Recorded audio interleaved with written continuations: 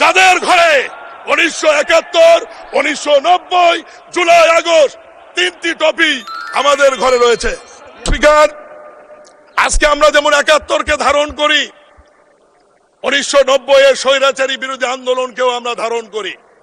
1900 স্বৈরাচারী বিরোধী আন্দোলনের সম্মুখ ভাগের নেতারা আজকে বিএনপি থেকে নির্বাচিত হয়ে আমাদের এই সরকারি দলের বেঞ্চে বসে আছে।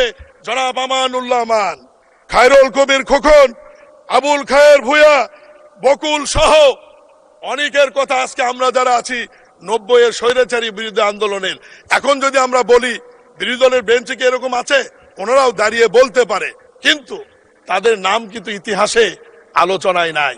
আজকে বিএনপি এমন একটি সংগঠন যারা তিনটি আন্দোলনকে ধারণ করে এবং তিনটি আন্দোলনের ট্রফি তাদের ঘরে 1971, 1990 এবং জুলাই আগস্ট তিনটি আন্দোলনই আমাদের ঘরে।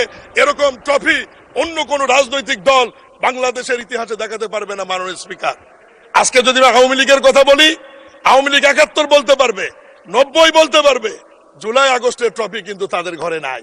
আজকে বিরোধী দলের বন্ধুরা জুলাই আগস্ট বলতে পারবে, 71 এবং 90 এর ট্রফি কিন্তু তাদের ঘরে নাই। একমাত্র দল বিএনপি যাদের ঘরে 1971, 1990, জুলাই আগস্ট তিনটি ট্রফি আমাদের ঘরে রয়েছে।